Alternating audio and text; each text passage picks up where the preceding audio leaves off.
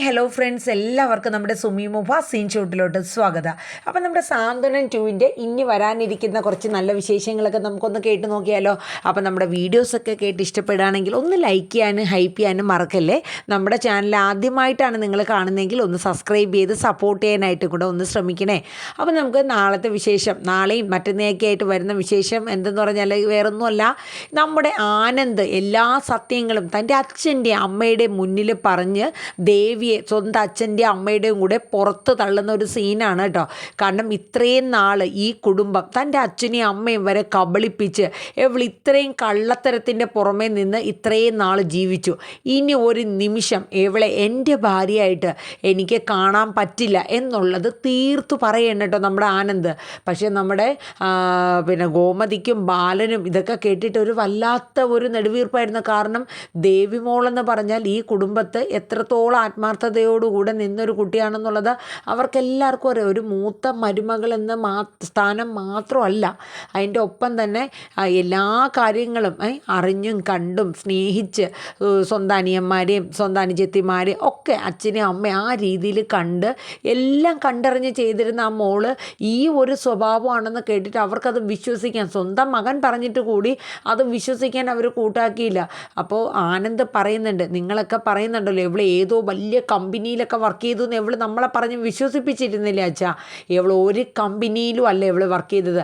ഇവളെ ഞാൻ ഈ കള്ളത്തരം ഫസ്റ്റ് പിടിക്കുന്നത് ഏതോ ഒരു ഹോട്ടലിൽ ഞാനും എൻ്റെ സുഹൃത്തും കൂടെ വെള്ളം എന്തോ കുടിക്കാനായിട്ട് പോയപ്പം അവിടെ വെയിറ്ററായിട്ട് ഇവൾ നിൽക്കുമായിരുന്നു. എൻ്റെ മുഖം കണ്ട് ഇവൾ നെടുവീർപ്പോടെ ഇവൾ ഓടിക്കളഞ്ഞു. അങ്ങനത്തെ ഒരവസ്ഥയായിരുന്നു. കാരണം കള്ളത്തരങ്ങളൊക്കെ അന്നാണ് പൊളിയണത്. ആ കള്ളത്തരങ്ങൾ പൊളിഞ്ഞ് ഞാൻ ഇവളെ കയ്യോടെ പിടിച്ച് ഇവളെ നേരെ വീട്ടിൽ കൊണ്ടാക്കി. അന്ന് ഞാൻ ഇവിടെ വന്നിട്ട് ദേവി പെട്ടെന്ന് അമ്മയ്ക്ക് അച്ഛനും സുഖമില്ല എന്ന് പറഞ്ഞൊക്കെ കൊണ്ടാക്കിയെന്നാണ് നിങ്ങളുടെ അടുത്തൊക്കെ പറഞ്ഞത്. മീനുവിനും ഇത്രയ്ക്ക് ഓർമ്മയുണ്ടാവും.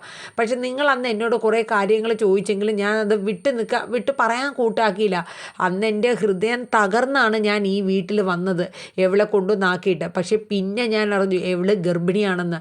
ഞാൻ മനസ്സിലോർത്തു, എന്തോ ആയിക്കോട്ടെ, എത്ര കള്ളത്തരങ്ങളും പറഞ്ഞോട്ടെ, എന്നാലും സാരമില്ല, എൻ്റെ കുഞ്ഞിന് ജന്മം നൽകാൻ പോകുന്നവളല്ലേ എന്ന ഒരു മാന്യത കണക്കിലാക്കി ഞാൻ എല്ലാം പൊറുക്കാമെന്ന് വെച്ചു. പക്ഷേ എൻ്റെ കുഞ്ഞിൻ്റെ ജീവനും ഇവൾ നശിപ്പിച്ചു. എന്ത് കാരണത്താലായിക്കോട്ടെ എൻ്റെ കുഞ്ഞിൻ്റെ ജീവനും നശിപ്പിച്ചു. പിന്നെ ഇനി എൻ്റെ മനസ്സിൽ ഇവൾക്ക് ഇടമില്ല എന്നൊക്കെ ആനന്ദ് പറയണം കേട്ടോ. പിന്നെ അത് മാത്രമല്ല, അമ്മ എന്നെക്കാട്ടിലും വെറും 2 വയസ്സിന് മൂപ്പുണ്ട് ഇവൾക്ക്. അത് അമ്മയ്ക്ക് അറിയാവോ? അവളെ അച്ഛൻ എന്തെല്ലാം കള്ളത്തരങ്ങൾ പറഞ്ഞ അച്ഛൻ നമ്മുടെ മുന്നിൽ ഓരോന്ന് എവളെ കൊണ്ടുവന്നത്. കാരണം അന്ന് അമ്പലത്തിൽ വെച്ച് കണ്ട് ഇയാൾ മനഃപൂർവ്വം, കാരണം അച്ഛൻ എനിക്ക് വേണ്ടിയിട്ട് കല്യാണം ആലോചിച്ച് തുടങ്ങിയതൊക്കെ ഇയാൾക്ക് മനസ്സിലായി. അപ്പം നമ്മളെ വീട്ടിൽ അയാളുടെ മോളെ എങ്ങനെയെങ്കിലും കൊണ്ടുവരണം, അതിനു വേണ്ടി പല പദ്ധതികളും അയാൾ ആസൂത്രണം ചെയ്തു. ഉദയഭാനു എന്ന് പറയുന്ന കള്ളൻ.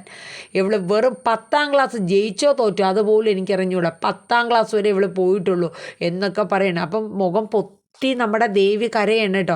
അപ്പോഴേക്കും ഗോമതി ദേവിയുടെ അടുത്തോട്ട് ചെന്നിട്ട് ചോദിക്കുന്നുണ്ട്, എടി ഈ പറഞ്ഞതൊക്കെ ശരിയാണോ? നിന്നെ ഞാൻ എൻ്റെ സ്വന്തം മകളായിട്ടല്ലേ ദേവി നിന്നെ കണ്ടിട്ടുള്ളൂ. ഈ ആനന്ദ് മോൻ പറയണേൽ എന്തെങ്കിലും നിനക്ക് നിഷേധിക്കാനുണ്ടോ എങ്കിൽ ഇപ്പം പറയാം. അപ്പം മീനും പറയുന്നുണ്ട്, ദേവിയേട്ടത്തി, ഇതൊക്കെ സത്യമാണോ? ഞങ്ങളുടെ മുന്നിൽ ആനന്ദേട്ടൻ പറഞ്ഞ കാര്യങ്ങളൊക്കെ സത്യമാണോ എന്നൊക്കെ ഇങ്ങനെ ചോദിക്കാനുണ്ടോ. അപ്പോഴേക്കും നമ്മുടെ ദേവി തല കുലുക്കിക്കൊണ്ട് പറയുന്നുണ്ട്, അതെ, ആനന്ദേട്ടൻ പറഞ്ഞതൊക്കെ ശരിയാണ് എന്ന രീതിയിൽ. ഇത് കേട്ട നമ്മുടെ ഗോമതി പറഞ്ഞു, നീ ഇത്രയ്ക്കും ഒരു മോശം സ്ത്രീയായിരുന്നോ? നിന്നെ ഞങ്ങളൊരു മകളെ പോലെയല്ലേ നിന്നെ കണ്ടത് എന്നൊക്കെ പറഞ്ഞ് ഗോമതി കുറേ അങ്ങ് പറയാൻ കേട്ടോ. അപ്പോഴേക്കും നമ്മുടെ ഗോമതി നമ്മുടെ ബാലൻ്റെ അടുത്ത് പറയുന്നുണ്ട്, ബാലേട്ടാ, ആ ഉദയഭാനു എന്ന് പറഞ്ഞ കള്ളനെ അയാളുടെ ഭാര്യയെ ഇങ്ങോട്ട് വിളിക്കുക. ഇനി ഒരു നിമിഷം ഈ വീട്ടിൽ എവിടെ നിൽക്കണ്ട. എൻ്റെ മകൻ്റെ ജീവിതം തകർത്ത മാത്രമല്ല, ഇത്രയും കള്ളത്തരങ്ങൾ കെട്ടിച്ചമ്മച്ച് ഇവളെ എങ്ങനെ ഈ കുടുംബത്തിൽ നിന്നു? എനിക്കിനി അവളെ മകളായിട്ടോ മരുമകളായിട്ടോ കാണാൻ എനിക്കിനി പറ്റില്ല എന്ന് എന്നെ തീർത്ത് പറഞ്ഞു കേട്ടോ. അപ്പോഴേക്കും നമ്മുടെ മീനു ഇത്രയും കൂടെ അവർക്കത് കേട്ടപ്പോൾ ഭയങ്കര ഒരു വിഷമമായിരുന്നു. കാരണം ദേവി ഏട്ടത്തി എന്ന് പറയുമ്പോൾ അവരൊരു സ്വന്തം ഒരു ഏട്ടത്തിയെ പോലെ കണ്ട് എല്ലാ കാര്യങ്ങളും ആ ഒരു രീതിയിൽ നിന്നില്ല. പെട്ടെന്ന് ഇങ്ങനെ ഒരു ആറ്റിറ്റ്യൂഡ് വരുമെന്ന് അവരൊരിക്കലും കരുതിയില്ല കേട്ടോ. അങ്ങനെ അവർ അപ്പം തന്നെ ഗോമതിയുടെ അടുത്ത് പറയുന്നുണ്ട്, അമ്മേ ചിലപ്പോൾ ഇപ്പോൾ ഉദയഭാനും അയാളുടെ ഭാര്യയൊക്കെ ചിലപ്പോൾ ആ ഒരു രീതിയിൽ ചിലപ്പം ദേവിയേട്ടത്തെ നിർബന്ധിച്ചായിരിക്കും ഈ കല്യാണത്തിനൊക്കെ ഇതാക്കിയത്. പക്ഷേ ദേവിയേട്ടത്തെ നിരപരാധി ആയിരുന്നെങ്കിലോ, ദേവിയേട്ടത്തെ ഇതൊന്നും അറിഞ്ഞിട്ടുണ്ടാവില്ല അമ്മ എന്നൊക്കെ പറയുന്നുണ്ട്. അപ്പോഴേക്ക് ഗോമതി, മീനോ നീ നിർത്തിക്കോ, നീ ഇതിലൊന്നും ഇടപെടണ്ട. അപ്പോഴേക്ക് ആകാശ് പറയുന്നുണ്ട്, അതെ ഈ സ്ത്രീ ഇത്രയും വൃത്തികെട്ട ഒരു സ്ത്രീയാണെന്ന് അറിഞ്ഞില്ല. ഞങ്ങളുടെ ആനന്ദേട്ടൻ്റെ ജീവിതം ഇങ്ങനെ പിച്ച് ചീന്താൻ മാത്രം എന്ത് ദ്രോഹ ആനന്ദേട്ടൻ നിങ്ങളോട് ചെയ്തത് എന്നൊക്കെ ആകാശ് പറയുന്നുണ്ട്. അപ്പം മീനു പറയുന്നുണ്ട്, ആകാശ് ഒന്നും പറയണ്ട എന്നിങ്ങനെ പറയാണ്. കാരണം അവർക്കൊക്കെ ഭയങ്കര വിഷമമാണ്. കാരണം ദേവി അങ്ങനെ സങ്കല്പിക്കാൻ പോലും അവർക്കൊന്നും കഴിയുന്നില്ല. അങ്ങനത്തെ ഒരു ബുദ്ധിമുട്ടായിരുന്നു. പക്ഷേ ആനന്ദ് പറയുന്നുണ്ട്, നമ്മുടെ ധർമ്മമാമനെ പോലും വെറും 25,000 രൂപയുടെ പേരിൽ ഈ കുടുംബം വിട്ട് ധർമ്മമാവൻ ഇറങ്ങിപ്പോകാൻ കാരണം എവളുടെ തന്തയും കൂടെ ചേർന്നുള്ള പരിപാടിയാച്ച. ഇതൊക്കെ കേട്ടിട്ട് ബാലന് വല്ലാത്തൊരു ബുദ്ധിമുട്ട് തോന്നുകയാണ്. ബാലൻ എന്ത് ചെയ്യണമെന്ന് അറിഞ്ഞൂടാ. കാരണം ബാലൻ അത്രയ്ക്ക് വിശ്വാസമായിരുന്നു ദേവി എന്ന് പറഞ്ഞാൽ. ദേവി മോളെ നിന്ന് തികച്ച് ബാലനോ ഗോമതിയോ വിളിക്കാറില്ല. അങ്ങനെ കൊണ്ടുപോയ ഒരു ഇതാണ് ദേവിയുടെ ഒരു ക്യാരക്ടർ കേട്ടോ. ദേവി എന്ന് വെച്ചാൽ അവരങ്ങനെയാണ് മനസ്സിൽ കണ്ടിരുന്നത്. അങ്ങനെ കാര്യങ്ങളൊക്കെ സംസാരിച്ച് നിൽക്കുന്ന സമയത്ത് നമ്മുടെ ഉദയഭാനുവിന് ബാലൻ ഫോൺ ചെയ്തിട്ട് പറയുന്നുണ്ട്, അതെ ഉദയഭാനു സാറാണോ? ആ അതെ ബാല, പറയൂ എന്താ മിസ്റ്റർ ബാല പറയൂ. അല്ല സാറിനൊന്ന് വീട് വരെ വരാൻ പറ്റുമോ? ഞങ്ങളൊരു ചെറിയ സന്തോഷ പരിപാടിയൊക്കെ ആയിട്ട് നിൽക്കുകയാണ്. സാറും കൂടെ ഉണ്ടായിരുന്നെങ്കിൽ അടിപൊളിയായിരുന്നു. സാറ് എവിടെയെങ്കിലും ഇവിടെ ഉണ്ടോ? അപ്പോൾ പറഞ്ഞ്, ഞാൻ നാട്ടിൽ തന്നെയാണ്, പക്ഷെ ഞാൻ ഒരു വലിയ ഓൺലൈൻ മീറ്റിംഗ് നടത്തിക്കൊണ്ടിരിക്കുകയായിരുന്നു. 2.5 കോടിയോളം രൂപ വരുന്നുണ്ട്. പക്ഷെ അതൊന്നും ഒരു വിഷയമല്ല ബാല, ഞാൻ അതൊക്കെ നിർത്തി ഞാൻ ഇപ്പോൾ തന്നെ വരും. കാരണം എനിക്ക് എൻ്റെ ബാലനും കുടുംബവും അത്ര വലുതാണ്. ഞാൻ ദേ വരുന്നു എന്ന് പറയുന്നുണ്ട്. അങ്ങനെ ഫോൺ കട്ട് ചെയ്തിട്ട് ഉദയഭാനു ശ്രീകലയെ വിളിക്കുകയാണ്, എടി വേഗം വന്നോ, ഇന്ന് എന്തോ കോള് തടയണ മട്ടുണ്ട്. ബാലൻ വേഗം ചെല്ലാൻ പറഞ്ഞിട്ടുണ്ട്. എന്തോ പൈസ ഇടപാടാണെന്ന് എനിക്ക് തോന്നുന്നു. ആണോ? എന്നാൽ വേഗം വാ, നമുക്ക് പോയിട്ട് വരാമെന്ന് പറഞ്ഞ് ശ്രീകല അതിൻ്റെ കൂടൊപ്പം റെഡിയായി എല്ലാം സെറ്റ് ആവുകയാണ്. അപ്പം നമ്മുടെ പിന്നെ ഉദയഭാനു ഇപ്പോൾ അതൊക്കെ വിഗ്ഗൊക്കെ എടുത്ത് വെച്ച്, കാരണം വിഗ് വെച്ചാണല്ലോ നമ്മുടെ ദേവമംഗലക്കാർ നമ്മുടെ ഉദയഭാനുവിനെ ആകെ കണ്ടയ്ക്കണത്. അങ്ങനെ വിഗ്ഗൊക്കെ വെച്ച് ഫുൾ സെറ്റപ്പായിട്ട് ദേവമംഗലത്തോട്ട് വരെയാണ്. അപ്പം വന്നു കഴിഞ്ഞ് പറഞ്ഞാൽ ബാലൻ പറഞ്ഞു, വരണം സാർ, ഉദയഭാനു സാർ വരണം. അല്ല വലിയ തിരക്കായിരുന്നു അല്ലേ? അപ്പോഴേക്കും അകത്ത് കയറുന്നതിന് മുന്നേ തന്നെ ഉദയഭാനു പറയുന്നുണ്ട്, 2.5 കോടിയുടെ ഒരു മീറ്റിംഗ് ആയിരുന്നു, ഓൺലൈൻ മീറ്റിംഗ്, ഞാനത് വേണ്ടെന്ന് വെച്ചു. അതൊന്നും ഈ ഉദയഭാനുവിനൊരു വിഷയമല്ല ബാല എന്നൊക്കെ പറഞ്ഞ് ഞാൻ അകത്ത് കയറുന്നത്. ഈ സമയം ദേവി അകത്ത് നിന്ന് നെഞ്ച് പൊട്ടയാണ്. കാരണം തൻ്റെ അച്ഛനും അമ്മ ഇനി എന്തോരം നാണം കെടും ഇവരുടെയൊക്കെ മുന്നിൽ. ഗോമതി ചൂലടിച്ച് ആട്ടി ഇറക്കണമെന്നുള്ള രീതിയിലാണ് ഗോമതി നിൽക്കുന്നത്. അങ്ങനെ വന്നു കഴിയുമ്പോഴത്തേക്ക് നമ്മുടെ ബാലൻ ചോദിക്കുന്നുണ്ട്, അല്ല മൊത്തത്തിൽ സാറിന് എവിടെയൊക്കെ സ്ഥലമുണ്ട്, ഇതെല്ലാം കൂടെ എങ്ങനെ ഉദയഭാനു സാർ എല്ലാം കൂടെ ഹാൻഡിൽ ചെയ്യണത്?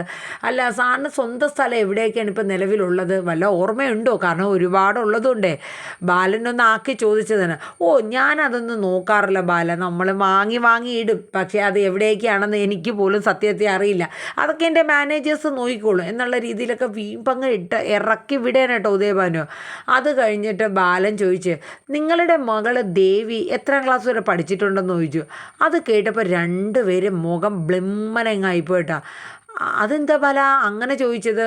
അപ്പം പറഞ്ഞു, അല്ല എത്രാം ക്ലാസ് വരെ പഠിച്ചിട്ടുണ്ടെന്നറിയാൻ വേണ്ടിയിട്ടായിരുന്നു എന്ന് ബാലൻ ചോദിച്ചു. അപ്പോൾ കിടന്ന് പരിങ്ങാനായിട്ട് 2 പേരും ഇങ്ങനെ കിടന്നൊരു കള്ളത്തരത്തിൻ്റെ പരിങ്ങാണ്. അപ്പോഴേക്കും ഗോമതി പറഞ്ഞു, 10ാം ക്ലാസ്സെങ്കിലും ജയിച്ചിട്ടുണ്ടോ തൻ്റെ മകള് എന്നിങ്ങനെ ചോദിച്ചു കേട്ടോ. അപ്പോഴേക്കും നമ്മുടെ ഉദയഭാനു നമ്മുടെ ദേവിയുടെ അമ്മ വയ്ക്കുക, അതെന്താ ഗോമതി നീ അങ്ങനെയൊക്കെ പറയണത്, എൻ്റെ മോള് നല്ല വിദ്യാഭ്യാസമൊക്കെ ഉള്ളതാണ് എന്ന് പറഞ്ഞു.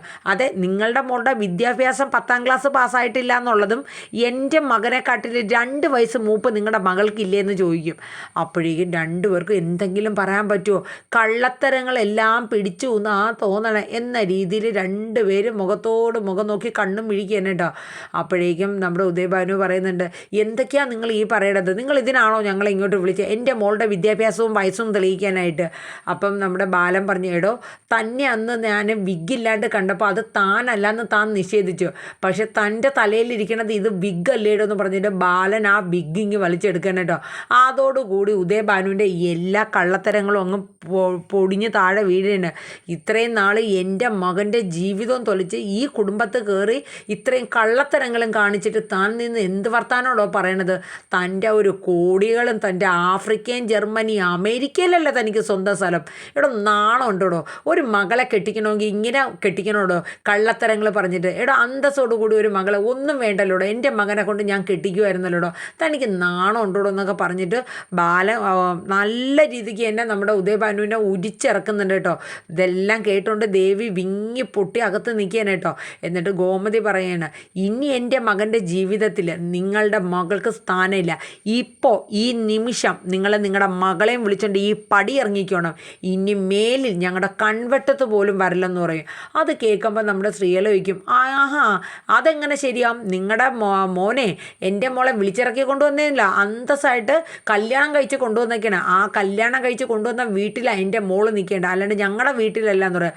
അപ്പോഴേക്കും നമ്മുടെ ആനന്ദ് പറയുകടാ, താനൊക്കെ ഇത്രയും ചെറ്റത്തരം കാണിച്ചിട്ട് എന്ത് വർത്താനോടെ എൻ്റെ അച്ഛൻ്റെ മുമ്പിൽ പറയണമെന്ന് പറഞ്ഞ് ആനന്ദ് അടിക്കാനൊക്കെ ചെയ്യും കേട്ടോ.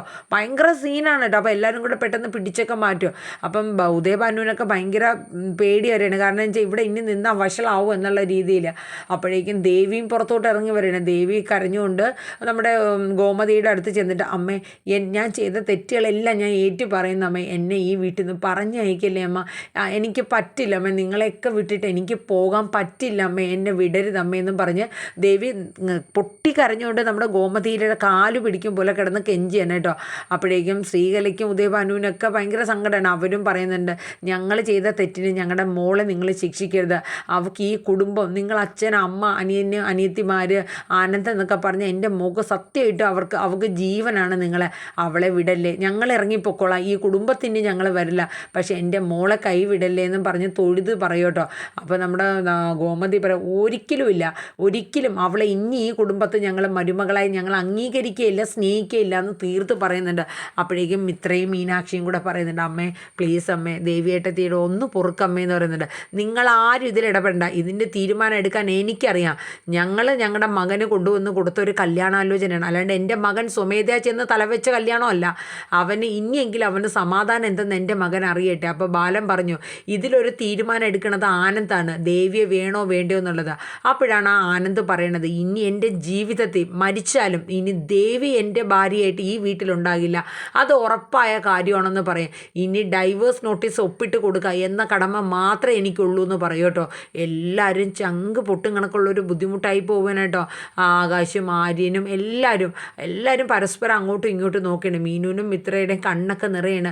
കണ്ണൻ ദേവിയുടെ ആ കരച്ചിലും കൈകൂപ്പിയുള്ള നിപ്പും കണ്ട് ആരും മനസ്സൊന്നും അലിഞ്ഞു പോകട്ടോ. പക്ഷേ ദേവിക്ക് ഇതിലൊരു ഓപ്ഷൻ ഉണ്ടായിരുന്നു, ഈ സത്യങ്ങളൊക്കെ തൻ്റെ കുടുംബത്തിനോട് തുറന്ന് പറയാമായിരുന്നു. ആനന്ദിനോടെങ്കിലും അറ്റ്ലീസ്റ്റ് ദേവിക്ക് പറയാമായിരുന്നു. തൻ്റെ അച്ഛനും അമ്മയും നിർബന്ധിച്ചു എന്നുള്ളത് ശരി തന്നെയാണ്, പക്ഷേ ആ കാര്യങ്ങളെല്ലാം തുറന്ന് പറയാമായിരുന്നു. ദേവി അത് ചെയ്യാത്തത് ഒരു വലിയ തെറ്റ് തന്നെയാണ്. അങ്ങനെ ദേവി വീണ്ടും അവിടെ തന്നെ നിന്നിട്ട് ഇങ്ങനെ കേണപേക്ഷിക്കണം. ആ സമയം നമ്മുടെ ഗോമതി ദേവിയുടെ കയ്യിൽ പിടിക്കും കേട്ടോ. അപ്പോൾ എല്ലാവരും ഇങ്ങനെ ഞെട്ടി നോക്കിക്കൊണ്ട് നിൽക്കുകയാണ്. എൻ്റെ കൈ പിടിച്ചിട്ട് പറയും, വാടി ഇവിടെ എന്ന് പറയാം. അമ്മേ പ്ലീസ് അമ്മേ, എന്നെ പറഞ്ഞ് വിടല്ലമ്മയെന്ന് പറഞ്ഞു ദേവി അങ്ങ് നിലവിളിക്കാൻ കേട്ടോ. എന്തമ്മ, നീ എന്നെ അമ്മയെന്ന് വിളിക്കണ്ട, ഒന്നും വിളിക്കണ്ട. എന്നിട്ട് നേരെ വലിച്ചെടുത്തോണ്ട്, ദേ എന്തെങ്കിലും നിനക്ക് ഈ വീട്ടിൽ നിന്ന് എടുക്കാനുണ്ടെങ്കിൽ നിൻ്റേതായിട്ടുള്ള സാധനങ്ങൾ മാത്രം എടുത്തുകൊണ്ട് ഈ നിമിഷം ഈ വീട് വിട്ട് ഇറങ്ങണമെന്ന് പറയാം. അങ്ങനെ ദേവീനെ കൈ പിടിച്ച് നമ്മുടെ ഗോമതി പടിക്ക് വെളിയിലോട്ട് അങ്ങ് തള്ളയാണ് കേട്ടോ. ഭയങ്കര ഒരു ഇമോഷണൽ സീൻ തന്നെയാണ് കേട്ടോ. ദേവീനെ അങ്ങ് പടിക്ക് പുറത്താക്കുന്ന ആ രംഗം അത് നാളെയാണ് വരുന്നത് കേട്ടോ. നമ്മളൊക്കെ ഭയങ്കരമായിട്ട് ഇമോഷണലായി പോകും. പക്ഷേ നമുക്ക് ഉദയഭാനുവിനോടും നമ്മുടെ ശ്രീകലയോടത്തൊക്കെ ഒരു കോമഡി സീനിൽ എന്ന് വെച്ചാൽ കോമഡി പോലെയാണ് അവർ ക്യാരക്ടർ കാണിക്കുന്നുണ്ട്. അത്രയും ഒരു വൈരാഗ്യം നമ്മുടെ ഉള്ളിൽ വരുന്നില്ല. സാധാരണഗതിക്ക് ഈ ഒരു സ്വഭാവ രീതി വെച്ചൊക്കെ നമുക്ക് ഒരുപാട് ദേഷ്യം പ്രേക്ഷകർക്ക് തോന്നേണ്ടതാണ്. പക്ഷെ എന്തോ അറ്റ്ലീസ്റ്റ് എനിക്ക് തോന്നിയൊരു കാര്യമാണ് കേട്ടോ, നമുക്ക് അങ്ങനെ ഒരു ദേഷ്യം അവരോട് വരുന്നില്ല. പക്ഷേ എങ്കിലും ആനന്ദിൻ്റെ സങ്കടവും അവരുടെ ആ ഒരു ദേവമംഗലക്കാർ അനുഭവിച്ച ആ ഒരു നാണക്കേടും ഓർക്കുമ്പോൾ അവരെ തെറ്റ് തന്നെയാണ്, തെറ്റെന്നല്ല പറയണത്, തെറ്റ് തന്നെയാണ്. അങ്ങനെ ഉദയഭാനുവിൻ്റെ കൂടെയും നമ്മുടെ ശ്രീകലയോടൊപ്പം നിറകണ്ണുകളോടെ നമ്മുടെ ദേവി ദേവമംഗലം വിട്ട് ഇറങ്ങുകയാണ്, പടിക്ക് പുറത്താക്കുകയാണ് നമ്മുടെ ദേവീനെ കേട്ടോ. അപ്പോൾ ഏകദേശം നാളത്തെ സീൻ ഇതൊക്കെയാണ്. ഇനി നമ്മുടെ ആനന്ദിൻ്റെ ലൈഫിലോട്ട് പോകുന്ന ഒരു റൂട്ടെന്ന് പറയണത്, നമ്മുടെ ആനന്ദ് ഇനി കുറച്ച് നാൾ ഇമോഷണൽ ആയിട്ടൊക്കെ നടക്കും. അത് കഴിഞ്ഞ് ആനന്ദിൻ്റെ മുൻ കാമുകിയെ അമ്പലത്തിൽ വെച്ച് കാണുന്നുണ്ട്. അതിനെ ബേസ് ചെയ്തിട്ടുള്ള കുറച്ച് കഥകളൊക്കെ വരുന്നുണ്ട് കേട്ടോ. അതോടൊപ്പം തന്നെ നമ്മുടെ അലോകിൻ്റെ അനുവിൻ്റെയും ഇനിയുള്ള അലോക് പുറകെ നടക്കുന്നതും അതൊക്കെയുള്ള കുറച്ച് സീനും കാര്യങ്ങളും ഇതിൻ്റെ കൂടെ വരുന്നുണ്ട്. അപ്പോൾ എന്തായാലും നമ്മുടെ സാന്ത്വനം 2ൻ്റെ ഇനി വരാനിരിക്കുന്ന പുതിയ വിശേഷങ്ങൾക്കായിട്ട് നമുക്ക് കാത്തിരിക്കാം. നിങ്ങളുടെ എല്ലാവരുടെയും നല്ലൊരു സപ്പോർട്ട് ഉണ്ടാകുമെന്ന് പ്രതീക്ഷിച്ചുകൊണ്ട് നമ്മുടെ സാന്ത്വനം 2ൻ്റെ നാളത്തെ പ്രൊമോ ഇവിടെ വൈൻഡപ്പ് ആവുകയാണ്. അപ്പോൾ Tata, bye bye, take care, thank you.